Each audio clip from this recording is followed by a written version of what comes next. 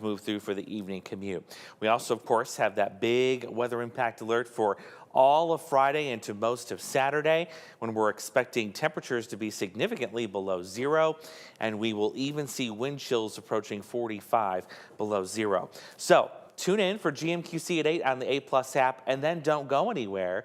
Keep it right there, because right after the 8 o'clock newscast, at the top of the hour at 9 o'clock, we have Ask Andrew Live, and I believe it's the whole crew is in with me today. We'll see you there on the 8 Plus app.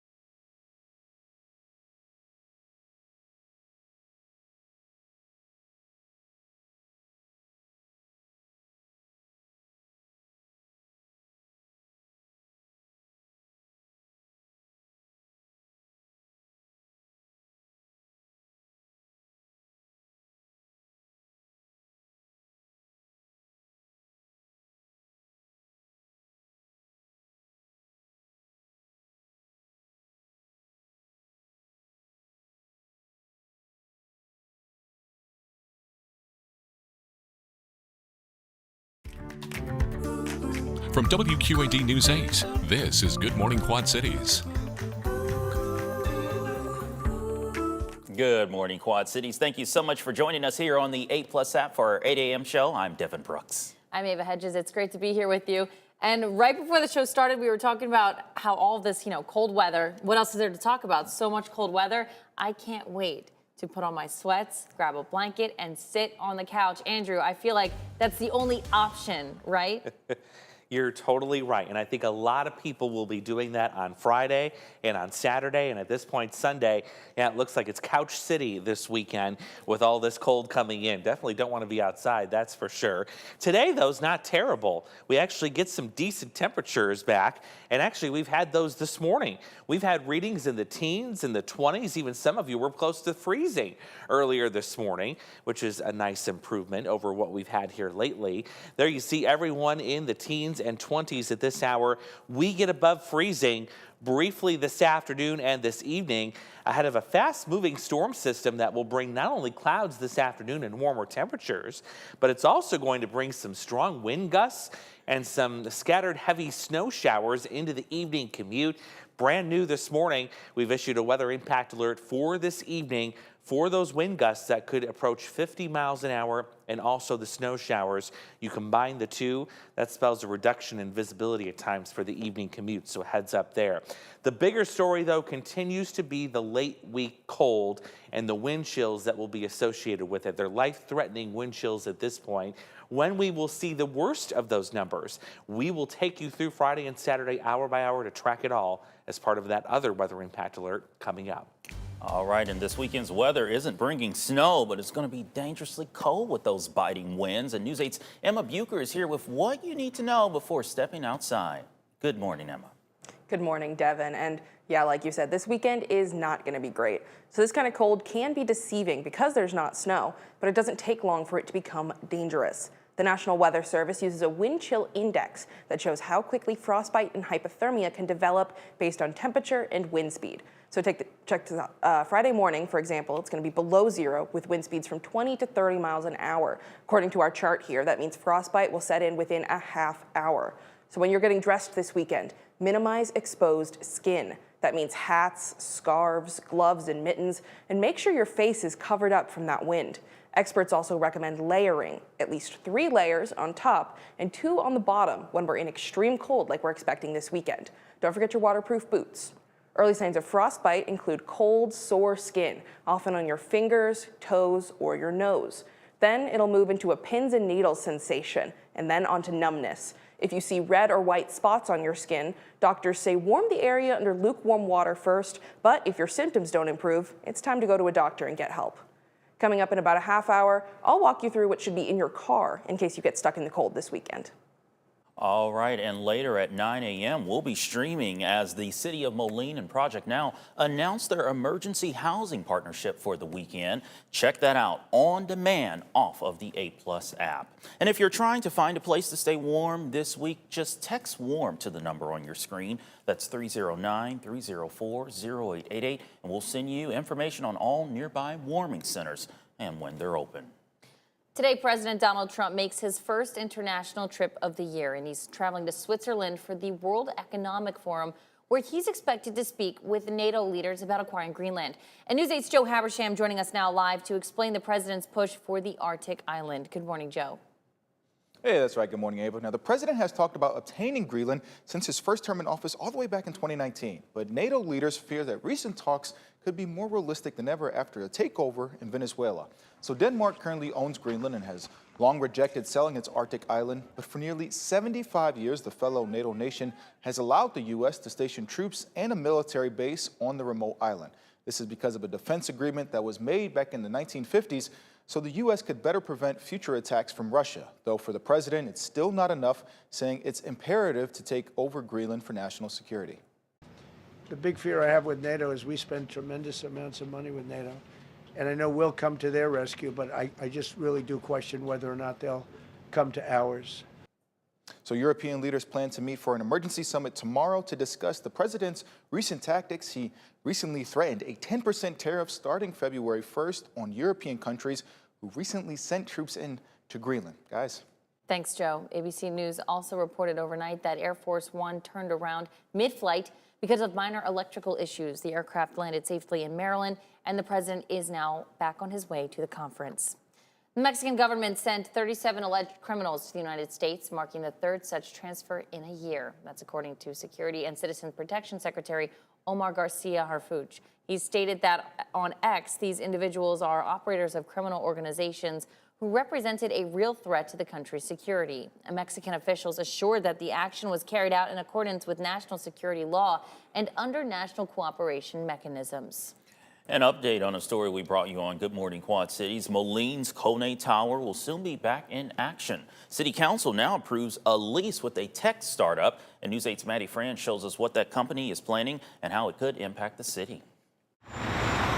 For 60 years, the Kone Tower has kept watch over Moline's riverfront. It's one of the few elevator testing towers in the country. But it hasn't actually tested elevators in over a decade. If you were part of those plans for the riverfront, that was a big topic, because people wanted to keep the tower, but they really weren't sure how it could be done. Christopher Mathias is Director of Community and Economic Development. He says the tower will keep watching in a way nobody expected. Hyperlift is a next-generation elevator that represents a radical innovation in vertical transportation. A Silicon Valley startup is making elevators without the ropes and pulleys. Marketing Materials says each shaft can handle multiple self-propelled cabs. Those cabs can move horizontally between shafts. This enables Hyperlift to outperform traditional elevator systems using fewer shafts. It'll use the test tower to bring those electric elevators to market with grants from the National Science Foundation. I think it's not every day we have companies relocating their operations to Moline. In a city press release, the founder and CEO says he's not just excited about using the test tower, but the long-term partnership with the city.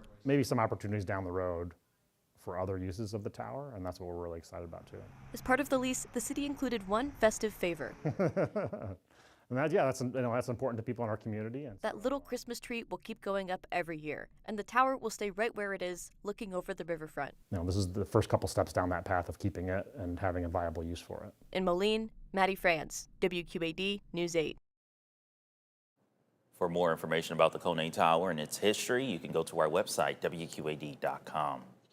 8:07 still ahead. San Francisco says goodbye to Claude, the beloved albino alligator who captured hearts and went viral. See how fans honored him with costumes, sweet treats, and a shoe that almost became his last snack. And a calmer start this morning, not much wind. We have warmer temperatures too. However, that wind will return as early as this evening. Gusts up to 50 miles an hour, even some snow showers with it. Yeah, it's a brand new weather impact alert to track, and we'll do that along with the extreme cold late this week next. You're watching Good Morning Quad Cities on WQAD News 8.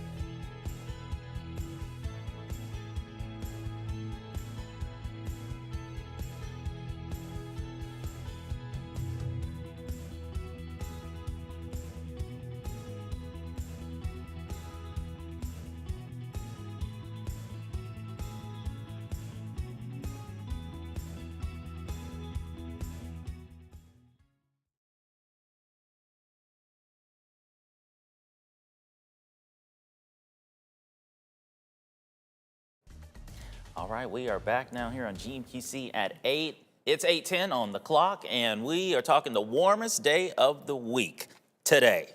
Yes, Warmest. quote unquote. Quote unquote Yeah, warmest. relatively warm, I guess you could say. Yeah, relatively Yeah. to what we're seeing this weekend, absolutely relatively warm. Yeah, I mean, when you do the numbers, this afternoon will feel 60 to 70 degrees warmer than what it will feel at times Friday and Saturday. That doesn't even sound real. I know, right? It's Gosh. crazy. Yeah, and I tell you, we have also a weather impact alert for later today. You are so right. Yeah, and that is brand new this morning, tracking some strong wind gust potential for the evening commute and some snow showers. You combine the two, not a good combo for the evening commute. We'll dive into that in just a moment. Cloudy skies overhead right now and light winds too. We've actually been enjoying warmer temperatures this morning, courtesy of this next system coming into our northwest. We are already at 20. We've had some of you in the low 30s yet this morning already too, but even those numbers have cooled down a little bit. A couple of teens to the north, but by and large, this is a much nicer start than we had yesterday. And honestly, we have a decent afternoon. A lot of sunshine, or at least a couple areas of sunshine this morning. Then we'll be working in some clouds for the afternoon as those temperatures reach the mid-30s. This is the system we're tracking right here behind my shoulder, the area of low pressure in the Dakotas. This is going to track right down into our region for this evening. You can see already there's some snow showers associated with it in the Dakotas, but what you don't see are the winds, and those winds are going to increase significantly into the evening. A wind advisory is in place, not just for the Quad Cities, but both sides of Interstate 80 for this evening, and that's why we have a weather impact alert just newly issued this morning for that time frame. It's from 5 until midnight, 40 to 50 mile per hour wind gusts. You combine that with some snow showers, that could reduce visibility at a time during your evening commute here. Still think the greatest concentration of snow showers is going to be north of Interstate 80. Right in here, could put down a dusting both on the roadway and in the grass. It's more scattered the farther south you go. So you saw the arrival there was 4 o'clock. We're now at 6. These scattered snow showers here could have a brief burst of heavy snow as the winds continue to increase. Snow shower activity ends by 9, but the wind will continue overnight. This is no surprise at all. Unless you've been living under a rock this whole week, you know the cold is coming. National Weather Service has an extreme cold watch for the entire region for Thursday night all the way through Saturday morning. We first issued our weather impact alert for the cold on Monday. That is still absolutely in place, and it is still absolutely necessary. I want to take you into the newest run of our in-house model, Future Track, to show you the latest numbers on this because they are downright chilling. I mean, you look at some of these values even as early as Thursday night. This is 9 p.m. Thursday. We're just now starting to sneak wind chills below 0. Let's pull this into 5 a.m. Friday morning. Look at this, 42 to 45 degrees below 0 as you go north of the Quad Cities. Even here in the metro, we're about 35 below and then close to 30 below to the south. Now, typically what would happen is we would get into the day and temperatures would warm up a little bit and the wind chills would ease. That is not going to be the case on Friday, even as we go into the noon hour. Look at this. We've still got many of you between 25 and 35 below 0, and that is still the case even into the afternoon. Now, our southern hometowns get a brief reprieve from the nasty wind chills, but still 20 below 0, nothing to sneeze at. So this is really, really nasty stuff coming in on Friday, and wind chills will once again tank Friday night going into Saturday morning as well. So there's a lot of red going on, and that's because from Thursday night all the way till about noon on Saturday, we will be below 0 with temperatures. That's the temperature. The worst of the wind chill right here Friday morning, and again on Saturday morning. There'll still be some biting wind chills here on Sunday, but the winds are expected to be lighter. We're also going to keep a close eye on Monday morning because you notice there again the potential for the temperature to dip below freezing. And if we get any kind of wind with that, that could also spell trouble with wind chills as well. Don't forget to stick around right after GMQC at 8 here on the A+ app. Ask Andrew Live is coming your way. Top of the hour, lots and lots to talk about. And the whole crew is here today. You've got myself, Peter Warner, and I believe Morgan Strackbine will be in too. So you got 3 big brains to pick. Come on in top of the hour for Ask Andrew Live. All right, thank you, Andrew. Well, nearly 20 years ago, San Francisco said hello to one of their most remarkable residents, an albino alligator named Claude, which would go on to enjoy viral fame. And now the world is saying a heartfelt goodbye in an event that featured costumes, baked goods, and even an almost digested shoe. Here's ABC's Danny New.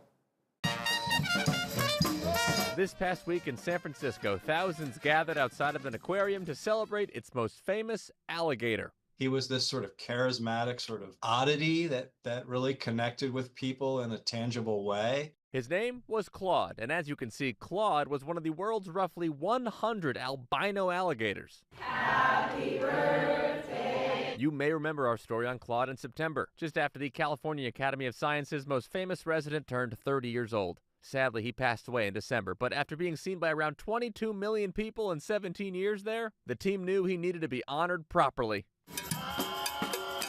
First off, since he's from Louisiana, they brought in a second-line band, which was joined by Giants mascot Lucille. Also, as you can see, there were plenty of other costumes, too, with people wearing an entire swamp's worth of carnivorous headgear. And let's not forget this 8-foot-long sourdough Claude, which, according to aquarium senior director Bart Shepard, was not edible since... From what I was told is it wasn't completely cooked all the way through, and they wanted it to stay white when they baked it and not turn brown. By the way, during the time for speeches at the podium, Bart actually brought out a prop. And here's the shoe. This shoe that Claude once consumed and had removed after a young patron accidentally dropped her shoe into his tank. She's probably 30 now or close. People also left handwritten notes for Claude on this gigantic cutout. And speaking of personal tributes, Bart says perhaps the most touching moment was when a 6-year-old with albinism named Della came to pay her respects to someone who meant a great deal to her. She thought of herself as his little sister. So Bart was there the day they got Claude in 2008 and spent a lot of time with him in the past year. And when I asked about his personality, he described Claude as, quote, a bit of a diva. But I mean, come on, he was their big star.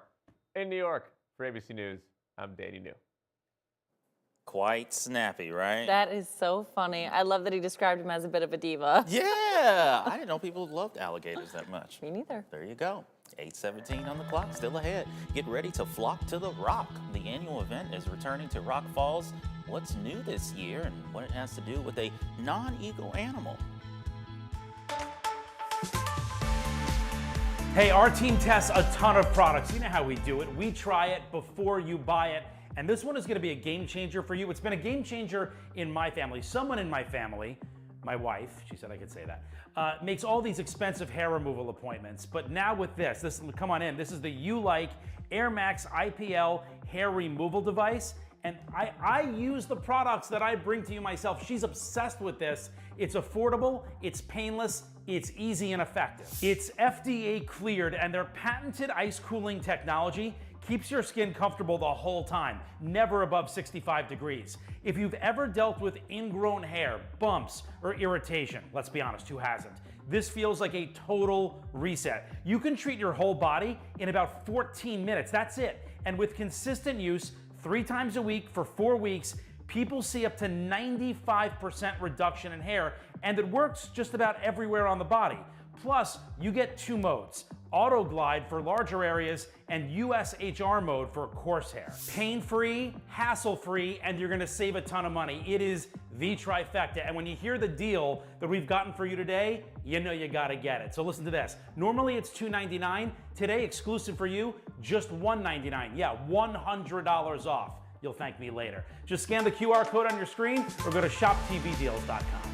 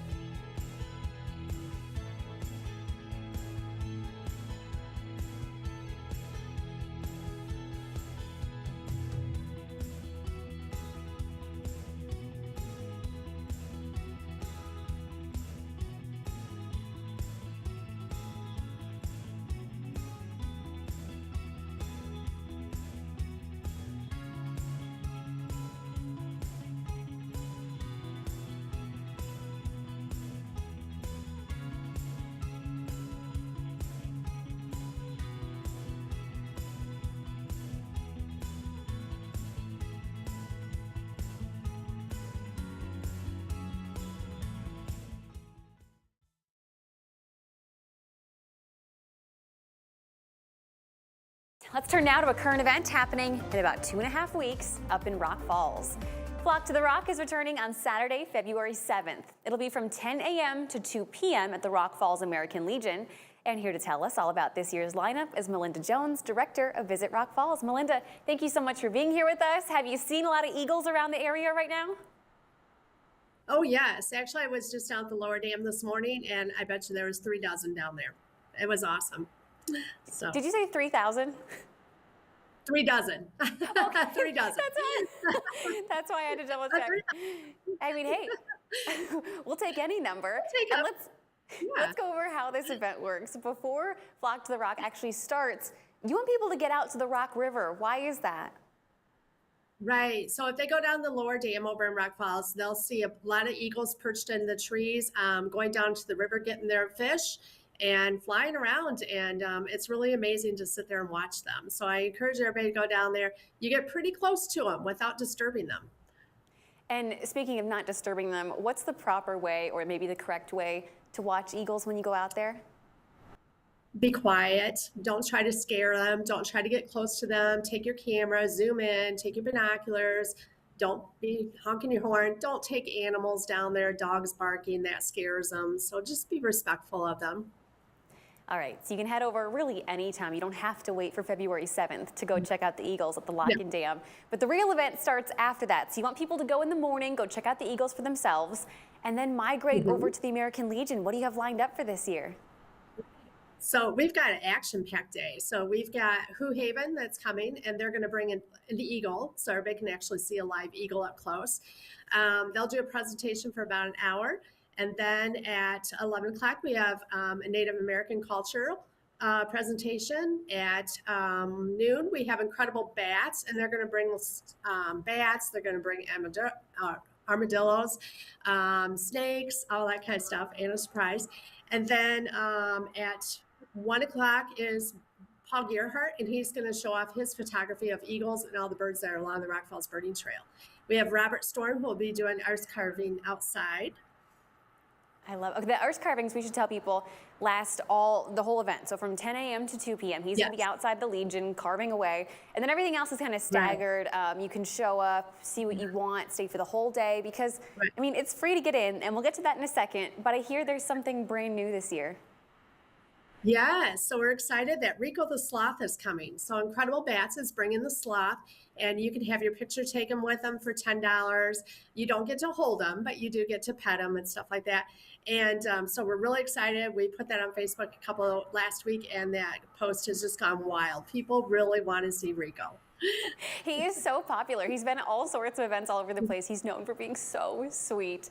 But like I said, this whole event is free. I mean, why is Flock to the Rock something that you want to keep bringing back year after year?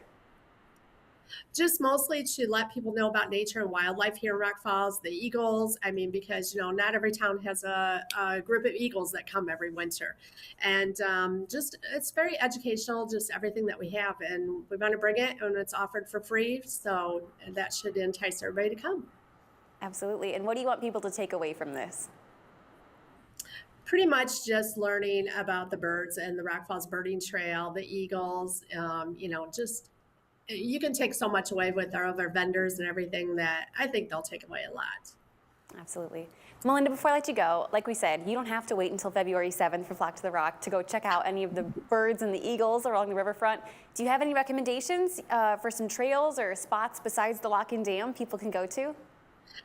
Yeah, so they can go to the lower dam, but you can go to the upper dam. You can go to RB&W Park where we've got the sculptures. You can see the eagles there.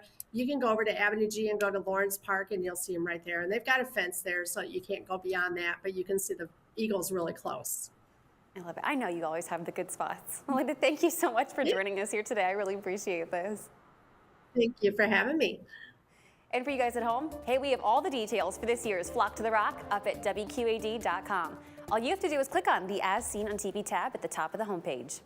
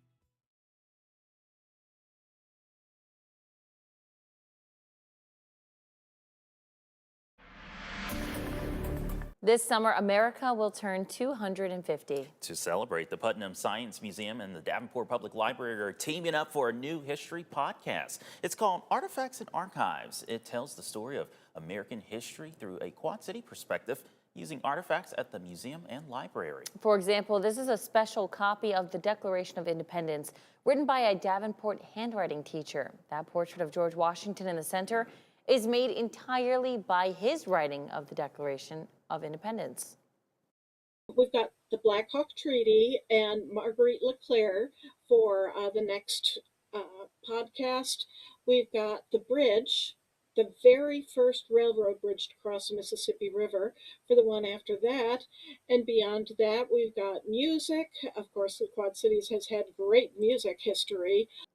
The first episode is now out, and you can listen on WQAD.com. Just click on the As Seen on TV tab. Still ahead on Good Morning Quad Cities at 8:30. Frigid winds this weekend could leave drivers stranded in life-threatening cold. News 8's Emma Bucco reveals the essential gear you need in your car to stay safe on the road and warm. Plus, at the World Economic Forum today, all eyes are on Greenland. From rare resources to rising tensions, we'll show you why this remote island is at the center of global conversations. And we are at the bottom of the half hour here. It's time to check out our weather kit for today. Actually, another weather pupper we have with us this morning. Mo, tracking actually some nice warmth today. We will reach into the low 30s this afternoon. Get ready for some wind this evening, though. That wind will come with snow showers and strong winds at that. A weather impact alert is in place for this evening. We'll start tracking it as GMQC rolls on right after this quick break.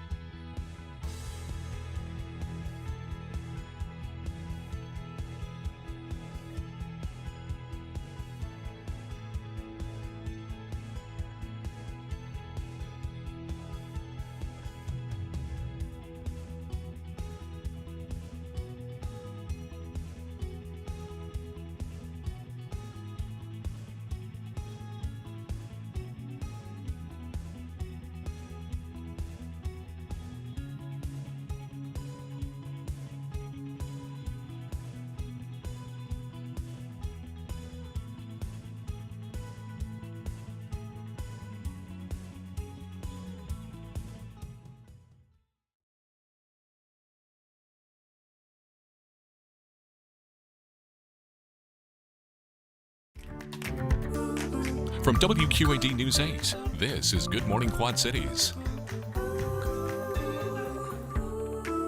Good morning, Quad Cities. Thank you so much for joining us here on the 8 Plus app for our 8 a.m. show. It's 8:33. I'm Devin Brooks. Yes, for our second half hour of GMQC at 8, I'm Ava Hedges. We're going to send it over to meteorologist Andrew Stutzky. Andrew, you're basically giving all of us permission to just stay inside this weekend, right? That's right, yes. In fact, I think it's a good idea to stay inside this weekend based on the cold weather that's going to be coming in and the biting wind chills.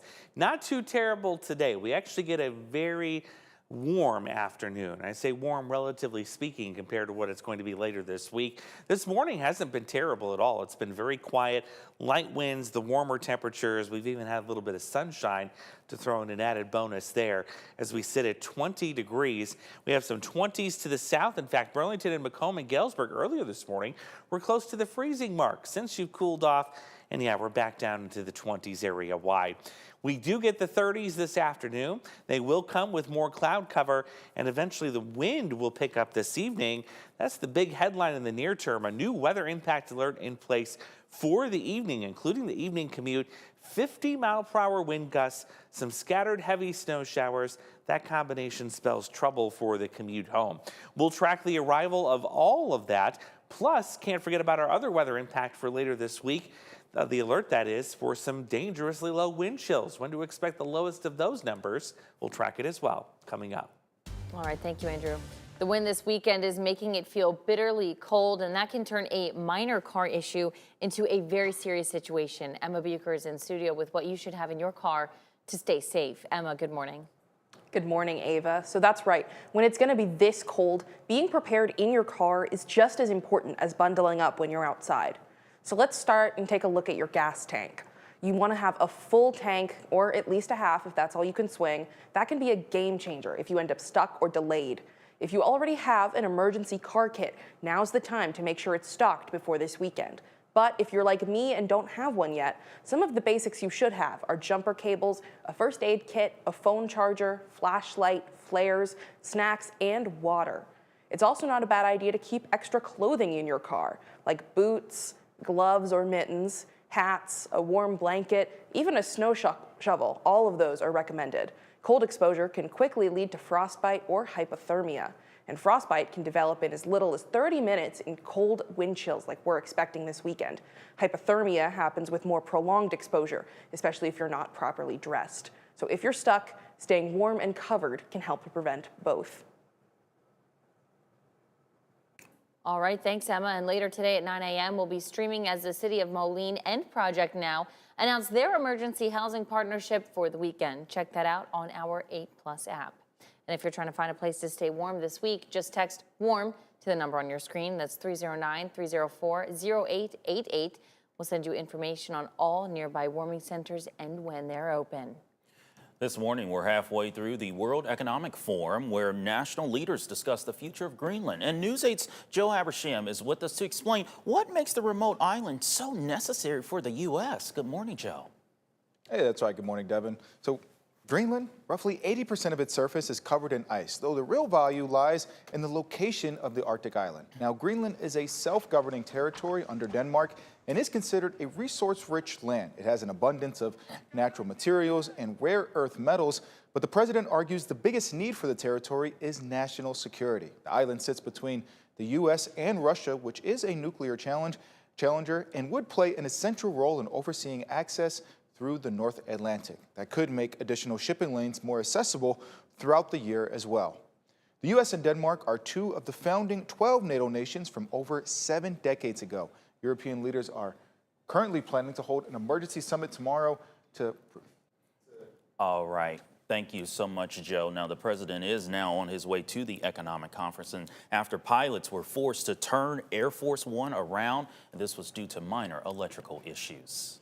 January is Firefighter Cancer Awareness Month. Last June, a bill expanding the definition of cancer under disability law was signed, giving more support to first responders who have had a cancer diagnosis. The president of Des Moines Professional Firefighters says that each January is an opportunity to bring awareness, as firefighting as a profession has one of the highest risks of cancer. He says going forward, he wants more people to understand the financial toll cancer takes on a firefighter and their family. I don't think we always realize when we lose somebody like that and they're a breadwinner for a family, what that can impact, you know, staying in the house that they raise their children in, you know, just being able to make sure that those kids have what they need as they're growing up to live a comfortable life. Over 20 cancers are recognized at the federal level as part of the line of duty death benefit. Blood supplies across the country are running low, with the Red Cross reporting donations down 35% in the past month. Winter weather has impacted hundreds of blood drives nationwide, while the flu is also keeping many donors away. Local donation centers like Impact Life say seasonal dips are common, but they're urging healthy donors to give now to help rebuild supplies and prepare for future shortages. About 25% of all blood donations are given to patients receiving treatment for cancer. Beyond that, there's surgery that might require blood. We've seen even heart transplants in our region so far this year that needed units of blood in those surgeries. Now, Impact Life and the Red Cross are encouraging anyone who can donate to do so. They say to reach out to either of them to book an appointment or visit a nearby blood drive. Happening today, Illinois House Minority Leader Toni McCombie holds a press conference. She and other Republican leaders plan to talk about their priorities and their demand for accountability for cost relief this legislative session. The press conference starts at 11 o'clock, and you can watch the press conference right here on the A+ app. Just before 8:40, still ahead, a fierce battle on the court. Dunks, deep threes, and a comeback that hands Bettendorf their first MAC loss. We'll break down the plays that turned the tide for North Scott. And winds are relatively calm this morning. That will not be the case this evening. Another fast-moving storm system will bring not only some strong wind gusts, but also some scattered heavy snow showers. We'll track the arrival of both and, of course, the dangerous wind chills for the end of the week. All part of two separate weather impact alerts next.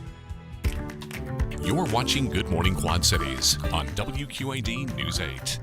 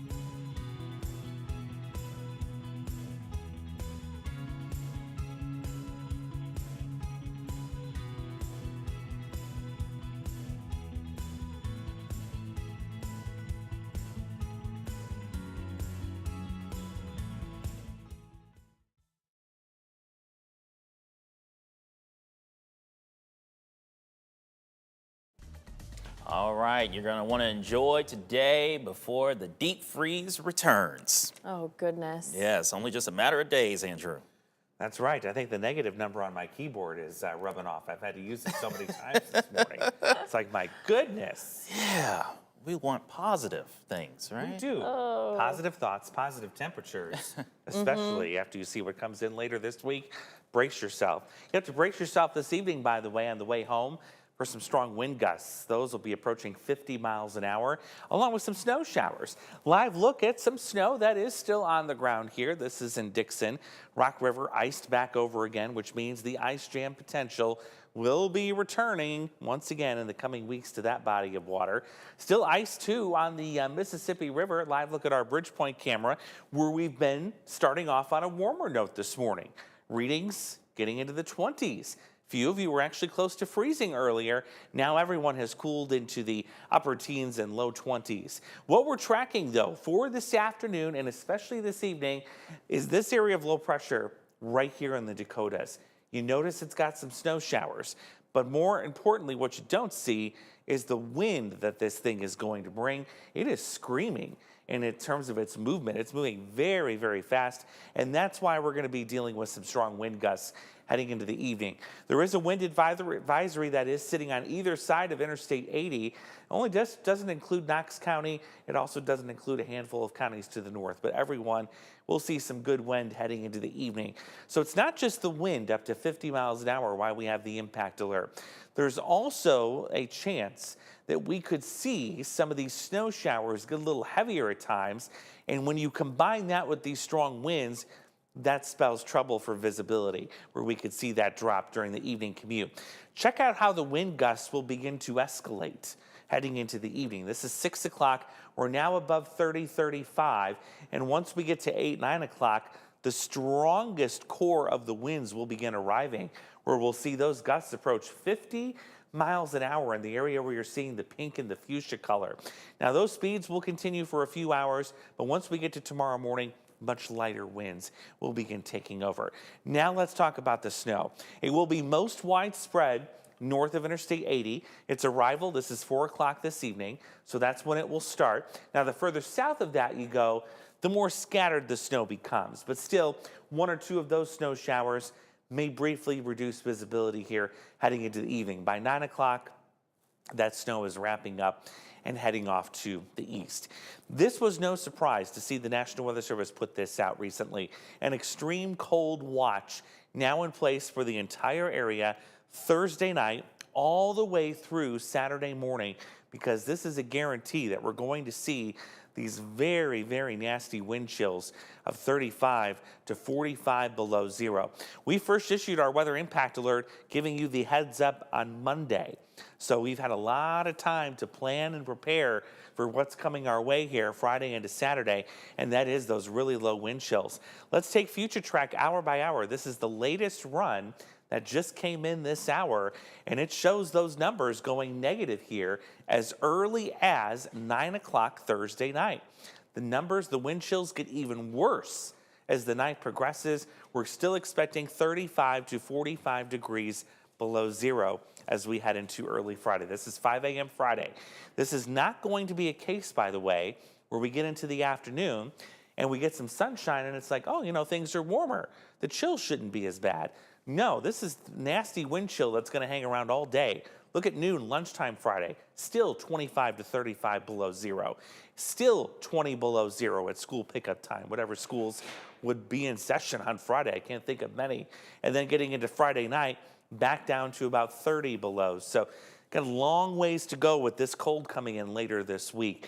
Tomorrow's our in-between day, fairly quiet, little gusty winds in the afternoon, but we'll be up near 30 degrees. Then Thursday night, all the way through about noon on Saturday, the actual temperature will be below zero during that whole stretch. So a weather impact alert in place for Friday, absolutely. Good chunk of Saturday. I'm going to have to keep a close eye, too, on Monday morning. We're back down negative again for low temperatures, and if we have just enough wind, that could also trigger another weather impact alert for some low wind chills. We have so much to talk about, and of course I can't cram it in 3 minutes and 30 seconds right here, so we're going to go a full 30 minutes, and that's at the top of the hour, right after GMQC at 8N. Stick around right here on the A+ app. Ask Andrew Live, and the whole crew is in today. We're going to have to move to another studio. There's so many of us that are joining the live show today, so stick around, bring your questions, and of course we'll do a deep dive into the cold air ahead later this week. Still ahead, Iowa Hawkeyes back on their home court. Could they pick up another conference win? Well, we'll let you know next in News 8 Sports.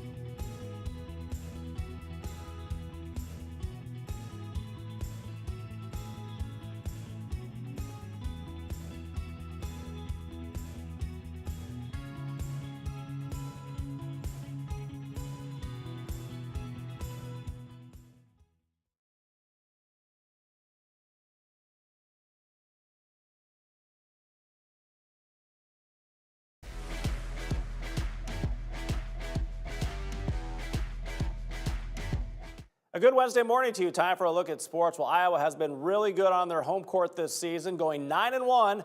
Rutgers, well, they've yet to win a road game this year.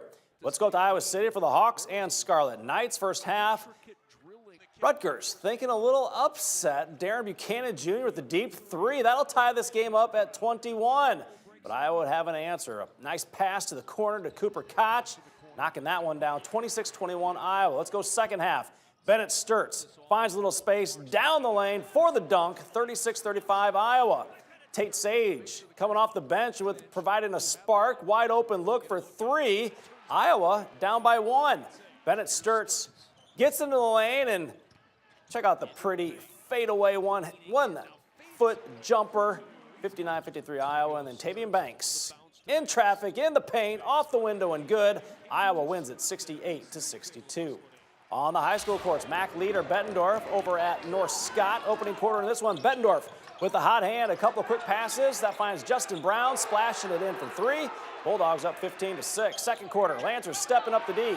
Deshaun Wilmington pushes the other way for the flush, cutting it to 28-24. Bulldogs holding on to that lead. Drew Sharp is right on the money with another three, 31-24. Then in transition, Michael Gordon rises up, gets the three plus the foul. A rare 4-point play. The lead is 11. And then just before the half, Lancers on a run. Josiah Harrington will hit from deep, cutting it to 35-31 at the break. And North Scott would hand Bettendorf their first loss in the MAC. 61-53 is the final. On the girls' side, the same matchup. Everybody's chasing Bettendorf, or chasing Central DeWitt, but it's North Scott and Bettendorf looking to keep pace. Bettendorf starts the night 2 games back in the race. Second quarter action, North Scott would be up 6 with Macy Foss. Fakes, gets to the rim, scoring off the window. Bulldogs down 22-18. Still in the second, Elena Dreckemeyer from way downtown. Yeah, the bank is open. 27-20 Lady Lancers. Third quarter, it's North Scott's Camilla Eller. Getting a little fancy, Euro step and finger roll. Nice play. North Scott's up 9. Then Olivia McCorkle, the Houston commit. Quick first step, 50-43 North Scott. She had 41 in the game, but Dreckemeyer had a final say in this one. From deep, splashes in that three. She scores 27. North Scott with a nice road win, 68-59. Yeah, I think the girls really responded to kind of what we were trying to get done in practice, and having confidence that they could still get the job done. And this just proved that their hard work, hanging in there mentally, physically, and as a team sticking together, this is a big win for us. I think we've been battling some tough losses too, coming off a winter break, and we haven't been finishing in the second half especially. So we talked at halftime, and we started off the game really good. We just made sure we finished it, and we all came together and played it as a team. North Scott now a game above 500 in the MAC. That is a look at sports. Have a great Wednesday. 8:53. It's time now for Ask Andrew. He's taking all of your questions, weather-related only, and answering them with his excellent expertise. What are you telling us about today, Andrew? Hey, good morning, guys. Got a cool question regarding thunder snow that came in recently.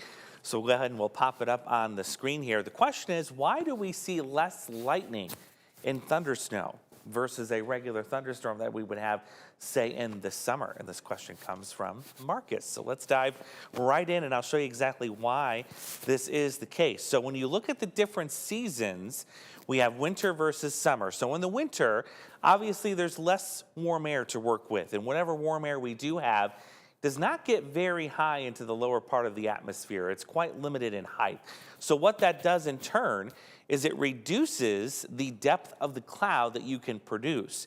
So say, for example, with a thunder snow or an area of thunder snow, those cloud heights may only get to 20 to 30,000 feet because, again, the depth of the warm air is very, very shallow. You also have fewer electrical charges in that cloud because the air is so shallow.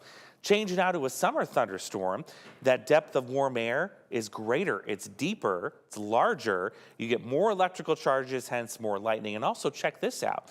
Did you know that you rarely get a cloud-to-ground lightning strike with thunder snow?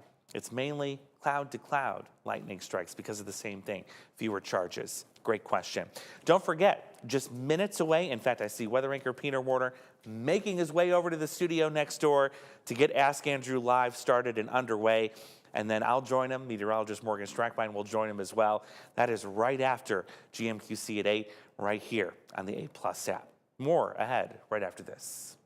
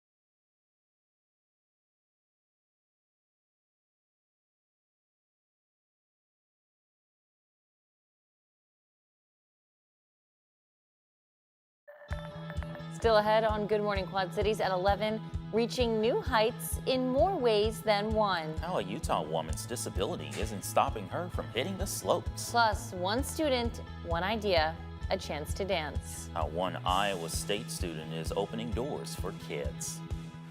All right, check this out. A Russian astronaut captured stunning footage of the northern lights from outer space. He said during a big solar storm, the red glow felt like sailing inside the light. Yeah, these lights happen when particles from the sun hit Earth's atmosphere. Green is common, but sometimes you'll see pink or red too. Wow, that's just, it's so hard to believe that we're down below there. Do you know what I mean? Yeah. It's so crazy. But we were able to get in on all of this awesome sight that we saw in our skies just the other day, Andrew. Yeah, we had some awesome pictures sent in by viewers. Yeah, a lot of people looking up and noticing and snapping that picture. And one of the colors we saw in one of the pictures yesterday was that blue-purple. Yes. We don't see that very often around here. So cool. I think it's so cool to think that we're looking up at it and astronauts are looking down at it. Yeah. But we're looking at the same thing. It just blows my mind, really. Yes, yes. But hey, that's the positive of the week, but not too much other positive news. I know, yeah. It's just such a crazy week. You know, new this morning, a weather impact alert in place for this evening, 50-mile-per-hour wind gusts,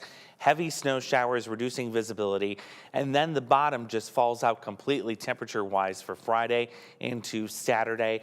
These will be, you know, we're not overstating this or over-exaggerating this or overhyping this, but these are indeed life-threatening wind chills that are coming in, folks, on Friday and Saturday. When you talk 40 to 45 below zero, as Emma said this morning, that's frostbite in 30 minutes. But if you're outside even longer than that, it's going to guarantee you a trip to the emergency room. Because the wind chill is going to be that severe. So really got to be smart about things. Again, school closings on Friday, delays if there are any, which I'm sure there'll be plenty. We'll have a whole list going on right here all morning long. Yeah, for sure. Yes, get ready for that. All right, and we're going to talk so much more about that here in just... Ask Andrew coming up. You can hear from the experts. That's right. Yes, ask your questions. Get them ready right now and as well off of our Facebook page as well. That number, 309-304-0888, right? Yeah, right off the top of your head. Oh, Way to go. I call it every night to make sure it wakes me up. Get to work. All right, so let's send it over to Peter Warner, who is kicking off our Ask Andrew Live. Peter. Good morning, and thank you, Devin. Welcome here to Ask Andrew Live on your Wednesday morning. Thank you so much for joining us here on the WQAD 8+ app, continuing your coverage of this weather pattern we have ahead, and it's going to be an active pattern. We got Morgan Strackbein here. She's going to be joining us here. She can come on. Okay. Yeah. I didn't know. I Yes, didn't right. want to like just randomly just No. like show up. Hello. Yeah, hello. This is our first time kind of doing the transition right into it. Yeah, So, because we've extended. Extended. Hopefully you guys can hear me. I don't have my yes, earpiece in. we got you. Okay. Gotcha. This is kind of the first time that we're starting to deal with it because we have extended that show from 7 a.m. to, or 8 a.m. to 9 a.m. Yes. So we had to kind of figure out how do we transition quickly because people are at 9 a.m. They want to know where's Ask Andrew. Where's Ask Andrew? Andrew will be joining here. You just got to give him a second. 'Cause Yeah, he did just do got an done with hour that of show. But isn't this nice? He's coming. He's on the background behind us there too. But what we're really going to be talking about today is, gosh, we have a whole lot. We have the snow squall potential today. Yeah. And then we have the dangerous wind chills. They're going to stink. Yeah, and I'm wondering how long it's, because I've seen some of the numbers that we're trying to put out here. It's been a while since we've seen wind chills kind of get to this territory, I feel like. It's been a while. It's been a while. I think last time, I believe, Mr. Stutzky had a graphic on it. Was like Okay. maybe 2023 or 2024. It's been over a year. Oh my goodness. Oh, It's and the man now of the Andrew's hour. here. Oh my goodness. Look at this guy. I know. This is crazy. All three of us. I know. I was just about to try to pull up the Facebook feed. Do you know how long it's been since we've seen wind chills kind of trending where we're going? Oh my goodness. So it hasn't been too long. I believe it was Okay. back in 2024. Okay. Was the last time we had that 40 to 45 range negative. Wow. Yeah. So not too long ago. I feel like I've experienced it way more than I'd like to in the past decade. Oh, you're not wrong about it. No. It's not fun at all. No. It is not fun. It Because is I know not. that we're also kind of, within the past week, I think within the past week or this week, we had that record-breaking cold blast in 2019, or not 2019. Was it 2019? Yeah, 2019 was one of them. Yeah, you're right. Yeah, because my college classes got canceled. Yes. That's all I really remember. See, my college classes in Texas, we get canceled for an inch of snow. We low in my school shut down for a day and a half. I wouldn't be Nasty. surprised Yeah. if we see that this Friday, too. Yeah, there's going to be, I already anticipate there's going to be a huge list. Oh, lots of closings. And delays Yeah. and all that stuff. I would definitely bank on it, especially with those trends. Yeah, it's going to be happening. I still want kids, though, to get your homework done. If you got something that's due on Friday, Hey, and now get it done. Online stuff. That's right. So, which is kind of nice. I will say, I'm sure a lot of kids are like, not school at home, but then you don't have to make it up. I was going to say, you don't have to I make was in it the up. era of making Yes. it up. That's not as fun. It's Then you miss not. summer. Yeah, it's fun for the brief moment that you have school off in the middle of winter. But yeah, you start to get to where it's nicer when you want to be outside. I don't want to be at school for long. No, nobody wants to be inside hitting the books when it's 70, 80 degrees Exactly. outside. Absolutely not. So yeah, we're going to have that coverage Friday morning. We have, I'm sure, some extra streaming coverage planned. I know I'm already going to do a mid-morning stream at 9 o'clock on Friday. And just a lot of coverage you can expect leading up to this event because it's going to be a big impact. It is. Major impact we're talking about. It impacts everybody. You can really just walk through the forecast now, right? Is that usually Yeah, what you want to do? yeah, we can start and kind of go through what we're going to be expecting because we had a new development this morning, had to put out a weather impact alert because we're seeing some stronger wind gusts come in for this evening, in addition to some snow showers, and that could cause an issue with the commute. Yeah, it's not going to be very fun. No. No. And yesterday they said the probability of these snow squalls was about 30 to 50%. What are they looking at now? Has that changed? I think it's more to the north of the Quad Cities, like go north of Interstate 80, about Highway 30, Highway 20. Right in that area is where I think you're going to start seeing those. And I did notice too this morning, we have a brand new winter weather advisory for that same area for this evening, And it I was appears. watching that because my Facebook posts automatic updates Yep. whenever the National Weather Service releases a new update or they change an advisory, and I just have noticed that I've had quite a few posts coming Yes. in. And I just saw a new one, and I was like, oh, we got another one. You got another one. Yeah. That's all going to be another Clipper system. Yeah. I'm so sick of it, Exactly. in a way. Oh, it's They're finicky. typical winter It's here. winter. And this seems to have been the pattern this winter so far. All of our snows, except for maybe one or two, have been these clippers. They We don't haven't stop. had the hooks like you've described before, you know? Yeah, and these clippers usually bring in the less snowfall. They can be quick and intense for sure, but we're not talking ever about our 6+ inchers that where we see those winter storm warnings. We usually rarely ever see it with clipper systems. They just move way too fast. But yeah, those hooks, that's where you get those big snowstorms. So we really are few and far between. Yeah, we are. And there's also the active alerts you're talking about Yes. here. This is a wind advisory. Yeah, this is the wind advisory, and it does cover almost everybody except Knox and Stark, and also it looks like you've got Jackson, Joe Davis, and Carroll County that's not in this. But really, if you're either side of Interstate 80, it looks like that's where that core of the strongest winds will be heading into this evening. Now, I don't have the graphic with the winter weather advisory on there right now. Peter might be able to pop that up for me so we can show you that too. Yep. That will also go into play, and it's essentially covering, from what I just saw, the same areas that were under the winter weather advisory Which is last night. probably why we don't Yeah. see it. Exactly. Yeah, that's what I was going to say. Probably why we don't see that wind advisory extend into those areas, because technically with a winter weather advisory, it's almost an umbrella Yes. of the winter weather. It does include wind and blowing snow, which is probably why they issued it for those areas north of Highway 30. So even if you are north of Highway 30, you're still going to get really gusty winds. Yes. And then for the Knox County area, you also have to keep in mind that this is under operation of a different National Weather Service, so they have to be in conjunction with Central Illinois. So I wouldn't be surprised if we do see an eventual extension later on, potentially, of this advisory. So regardless of where you are, even if you're not in that advisory, it's still planned for really windy conditions. Yeah, it's not going to be the greatest today. Driving, you got to take it slow. Even with these windy conditions, with the ice we could be seeing in some spots too, you can get those little slick spots. I know, saw some people skid a little bit this morning even. That's right. You still got to use caution. There's your weather impact alert we issued this morning. 5 this evening until roughly about midnight or so. In Future Track, you look at the wind gusts, it agrees with that timing. We're going to add in, though, these snow showers, and that's especially true again north, could reduce your visibility just a little bit, especially when you're talking about snow blowing sideways. That wind is picking up kind of groups of snowflakes and picking them and putting them together and reducing your visibility a little more. It's going to be a major concern tonight. And those wind gusts you said through 5 p.m., primarily 6 p.m. Mm-hmm. And then you can see that pole. Ooh. There's yeah, the core. blows up. Yep. Wow. It's going to get loud tonight. Again. Again. These numbers have trended up too, because I remember earlier in the week, I think we looked Yeah, at it looks was really, like, even over the weekend. 25 to 30 mile per hour. The brunt of your week looked quiet. Yeah.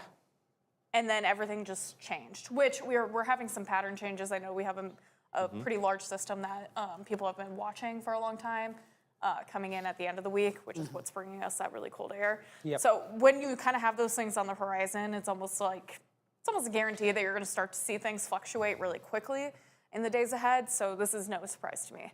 No surprise at all. And as we get into the overnight hours, it's going to weaken as we usually see with these types of systems. Then the snow. Now the snow, yes. And it's very similar again to what we had yesterday. Highway 30, Highway 20. You see it coming in here. This is the newest run, by the way. Came in less than an hour ago. Still hinting that northern hometowns are going to pick up perhaps a dusting to another inch at most. But when you have winds as strong as what's going to be coming through, I think it's going to be impossible to measure how much snow you're going to get with this kind of a setup. But you can see not much reaching south of the Quad Cities. Now, there will still be some snowflakes there, but the bulk of the snow up to the north, and it ends about 9 o'clock. Yeah. The wind takes a little bit longer to subside. It does. Which could then, poses the threat for that blowing snow, even anything on the ground, as temperatures are also falling with this. And you get those winds to pick up, it could blow that snow right back onto the roads fairly easy. Yeah. This is new. The Thursday. Yes, a couple of little snow showers trying to come in now Thursday afternoon. A little flurry activity.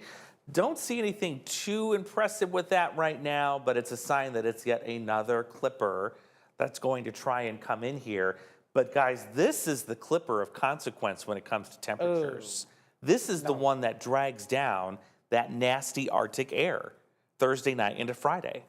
And yeah, they have, is it this excessive cold watch they have just issued, or they issued this morning, I would assume? Yep, it's the extreme cold watch. Extreme cold watch. That is now in place. Guarantee this will become an extreme cold warning for Friday, Saturday. Oh, yeah. Yes, because the threshold for the extreme is -25 or below, I believe. -30 or below? 30 below, yeah. 30 below. You got it, yep. So For some of our southern hometowns is where it's -25. Yeah. If it was -20 to 25, then we're in advisory criteria. Once you start to trend that -30, we get the extreme cold.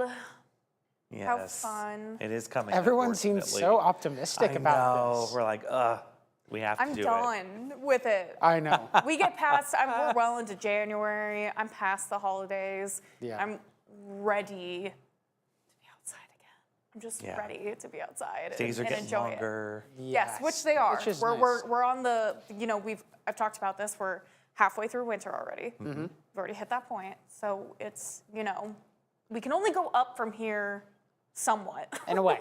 In a way. Exactly. I know. Obviously, this week is an exception.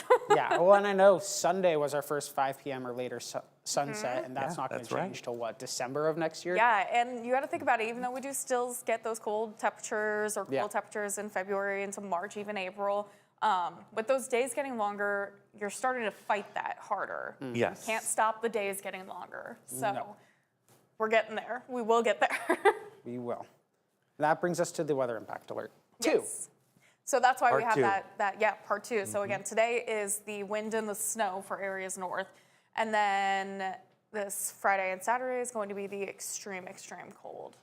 And this has been out since Monday, by the way. Yeah. So we've had nearly almost an entire week to plan and prepare for this. So I would hope when we wake up on Friday morning, We're not shocked. we're not shocked and we're not seeing a whole bunch of last minute school cancellations. I would hope by Thursday night that we'd be getting the word out about school Friday morning, because we've known about this all week, that this is going to be happening. We have, and the bug should be going to. Yeah. So I'm hoping we have a very full, you know how we have at the bottom the little bug that talks about closings? I really hope that's very full. Yes. Comes Oh, Thursday night. I wouldn't be surprised. No. There was an interesting point that a viewer brought up this morning. I didn't even think about it until I read this. But when it comes to school being in session on Friday, what do you do in a situation if there's a fire alarm and you're not in a place where you can go next door to a church or next door to a retail store to get warm?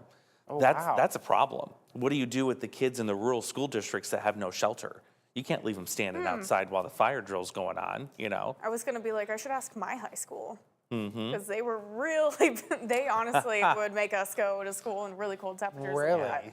Yeah, because they didn't want to delay us or cancel school. But I also lived in a pretty populated, or my high school was in a pretty populated area. So if that happened, we had our public library across the street. That you could go to. Yeah.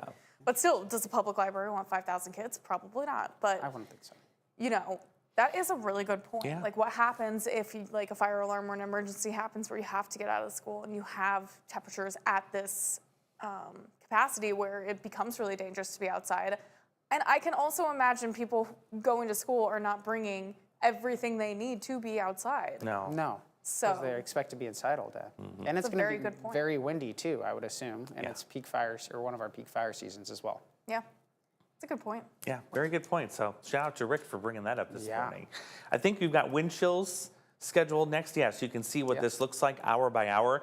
The first set of negative numbers with this whole mess will be arriving as early as 9 o'clock Thursday. And what you want to look for in the terms of the colors on this map is, I call it the blood red color. That's the really dangerous stuff that comes in here. And as Peter advances this, you're going to see what I'm talking about with that color. Yeah. Fun fact, because I see Galena putting out minus 41 on Friday. Minus 40 is the part on the Celsius and Fahrenheit scale at match. They're the same. So everywhere across the entire world, you can say minus 40 and everyone understands how unbelievably cold that is. No bueno.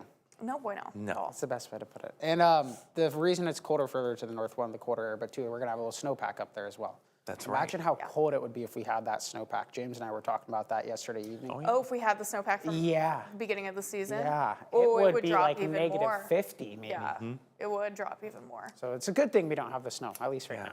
at least right now. I have a bad feeling that if that were the case, we would challenge or match what we did in 2019. Yeah, I would say where we we'd did probably have be- the snow on the ground. We'd probably be talking record potential for sure. Yeah.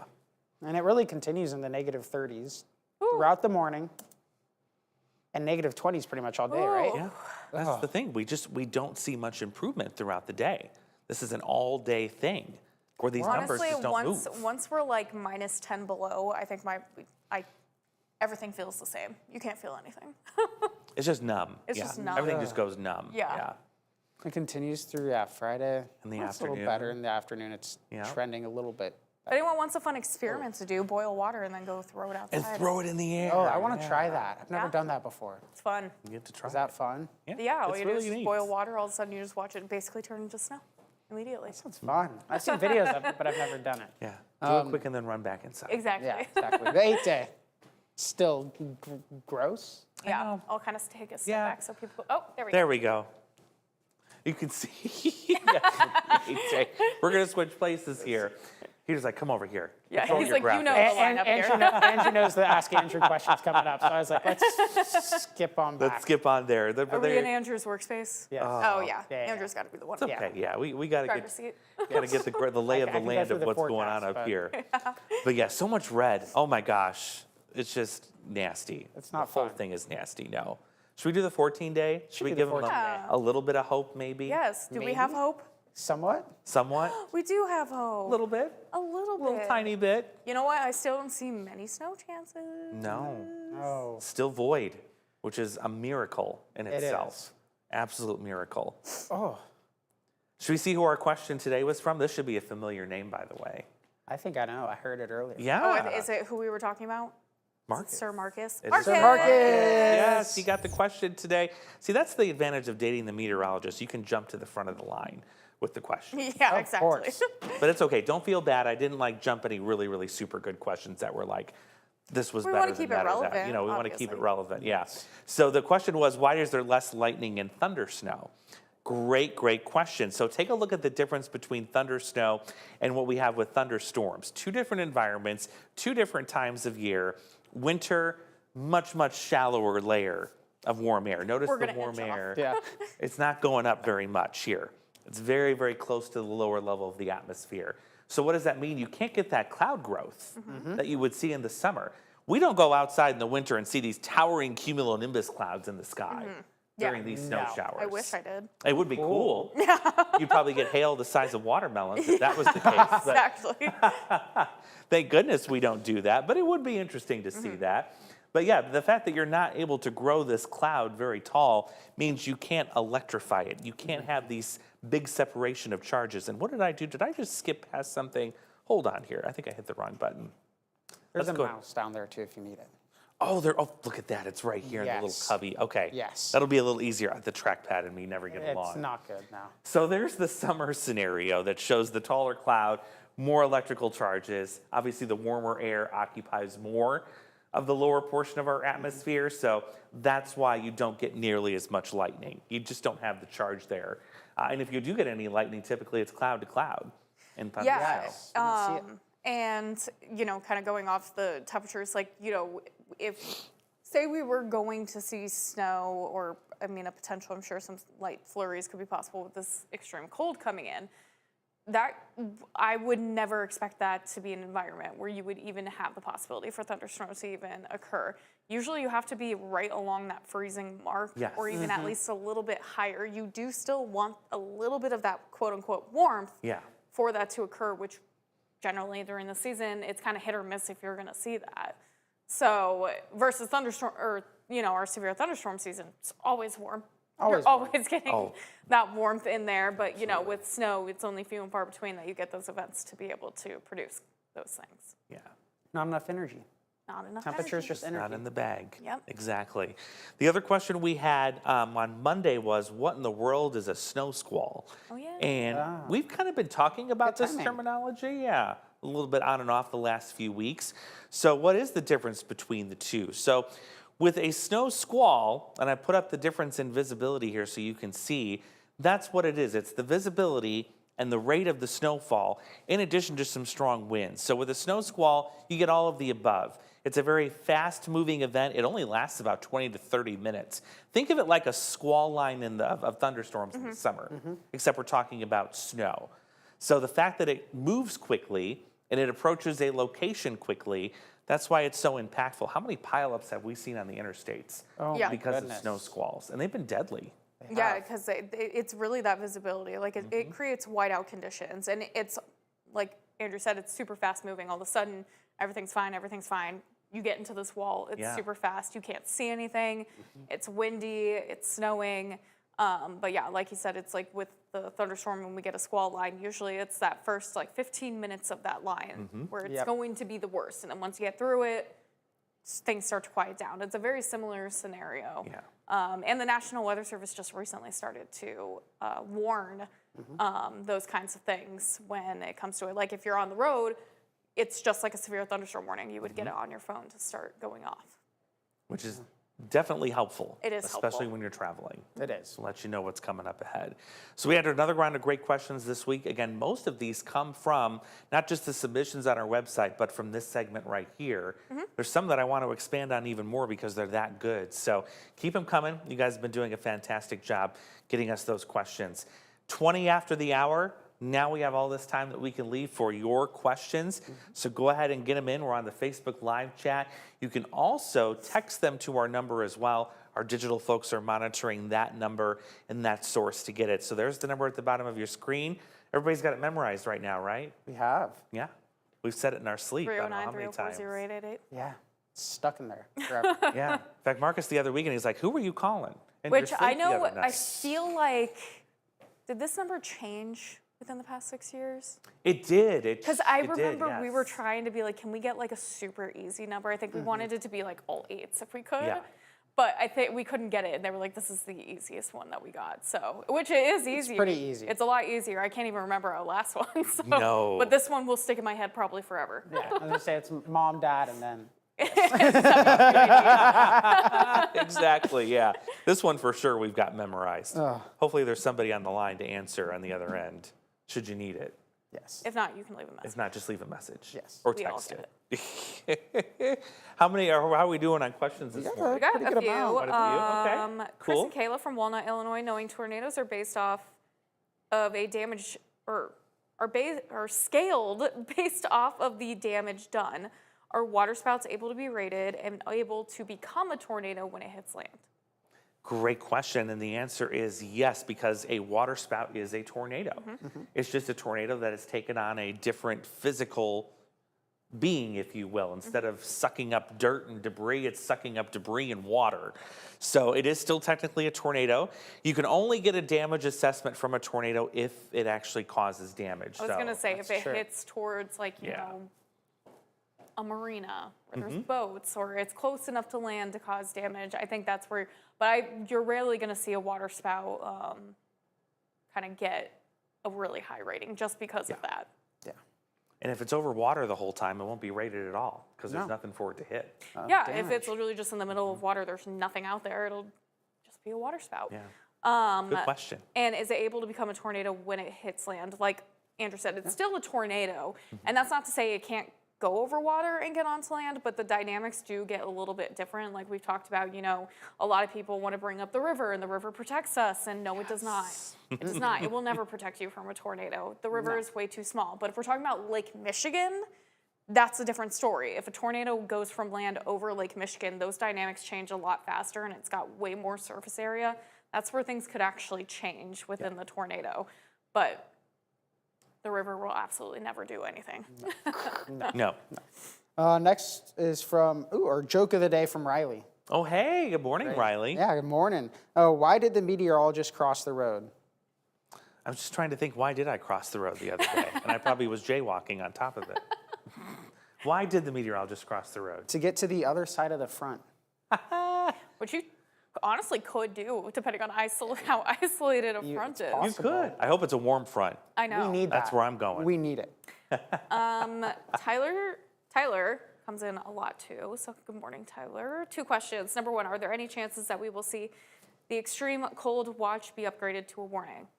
Guaranteed. Absolutely. Yes. Guaranteed. Absolutely. During the summer, has the severity ever gone up to a 5 out of 5 for severe weather? Yes. That also happened. Yes. Yes, a high risk. They're very rare. I will say a lot rarer. I think in my 6 years here, we've had 2. I want to say 2. 2. Yeah, we've had 2 of them. Yeah, only 2. And again, they're very rare. Was the derecho in 2020? Did that get upgraded to? That had a 5. That had a 5. Okay, that had a 5. Yep. That was one of them. I think there was one other day, but I think we actually lucked out on that day that we were Yes. upgraded to a high. I can't remember which day it was. It wasn't as bad as what it was expected. And I know, But yes. I know in the spring, I think that St. Louis day that they had, I think Yeah. that was a 5. That was I a remember 5. we were looking at that. There was a 5, at least last season in St. Louis, maybe one other one near Tennessee that I remember. Yeah, they happen for sure, Yes. but it's rare. That is rare. No, thank you, Chris. We love Chris that says you're he watching. loves that all 3 of us are Yes. together. We're going to try to make it way more. We are. Obviously, we just got through the holidays and all that Yes. stuff and kind of getting back into the flow of like Peter and I's normal schedule. Yes. And not filling in as much. So you will probably see us 3 a little bit more now going forward. It's much more fun. It's always fun. It is. It's a lot Get the whole easier. gang together. And you It's get a more lot brain easier. power to pick. Yes. Yeah, and you're not So- talking as much. That's true. I'm saving my voice a little His bit. voice. We got the next question from Noah and Charlotte from Walnut. Oh, we got a joke. Another joke.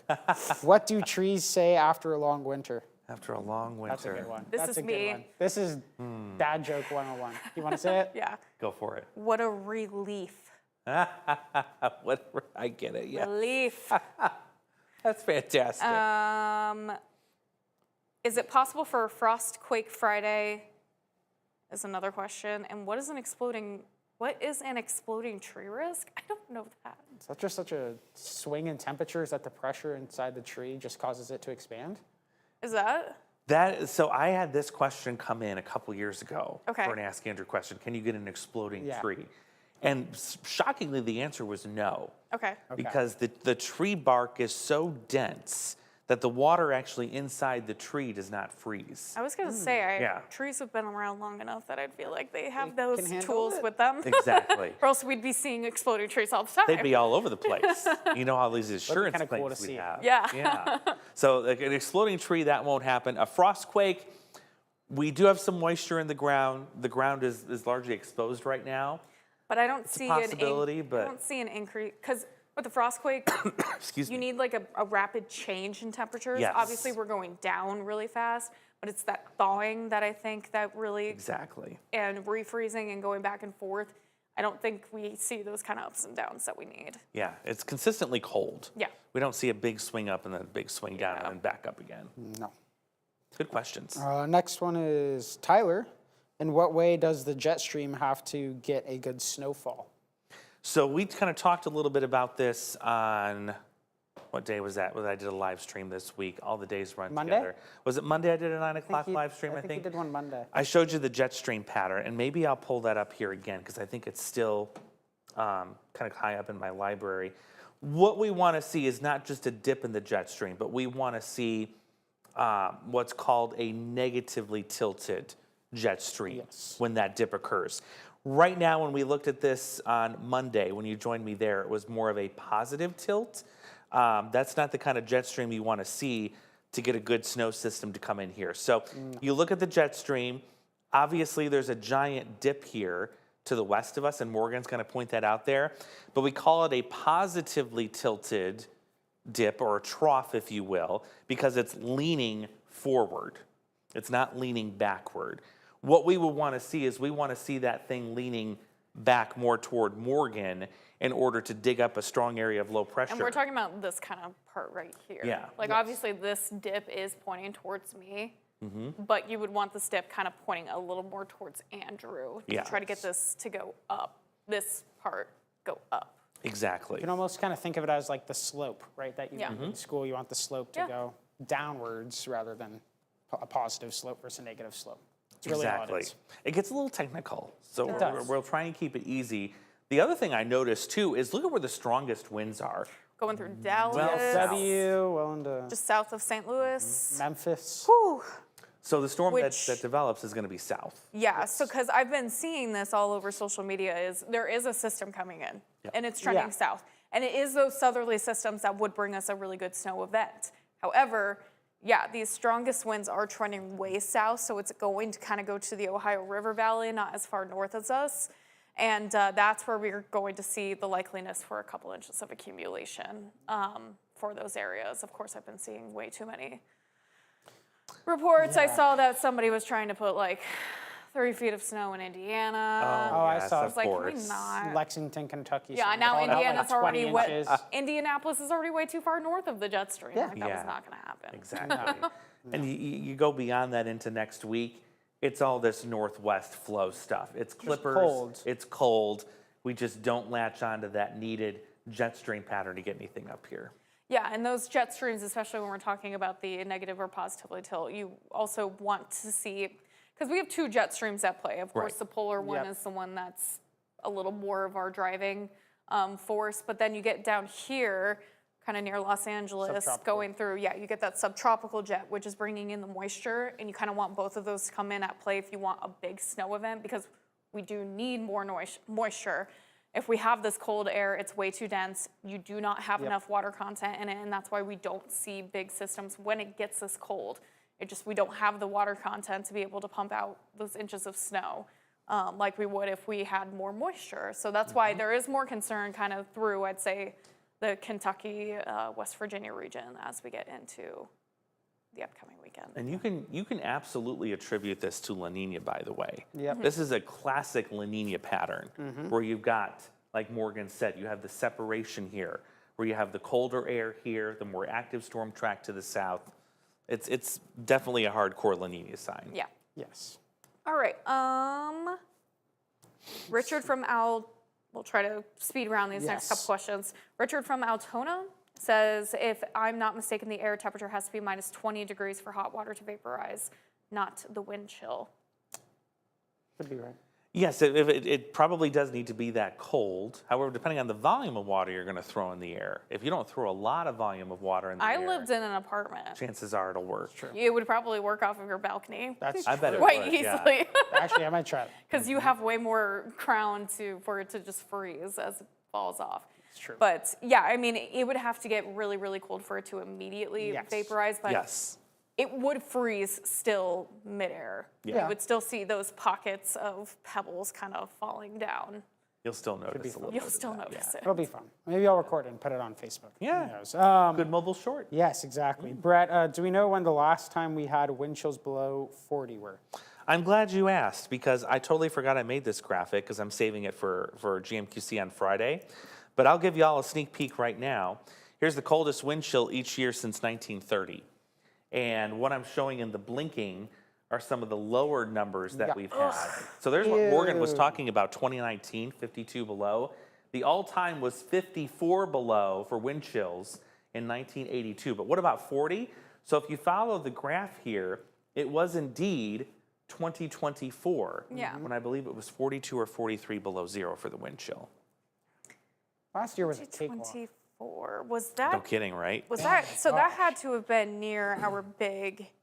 That was near our big snowstorm. It was, yes. And Where also, we had 15 inches in one day. we had all that snow, yeah. I'm pretty sure that's when that was. Because that would make sense. We had a lot of snow on the ground. I think we got really, really cold after that. That makes sense. It was a dramatic system, to say the least. And this is for, by the way, I didn't put it on here, but this is for December through February. So meteorological winter, the coldest wind chill, which we usually see that time. I was going to say, usually it's around January. Yeah. That's usually when you see it. Yeah. Chris and Kayla from Walnut, you three should definitely stick together. Very informative and entertaining. Stay warm. Thank you. Oh, thank you. Last question real quick. Tyler says, should we leave any faucets dripping this weekend to avoid pipe or water damage? Yeah, especially if you have an outside facing wall that's got a faucet on it on the inside. I'd say you know your home better than anyone. Like I know my faucets are pretty well protected and I don't really have much concern about that when it gets this cold.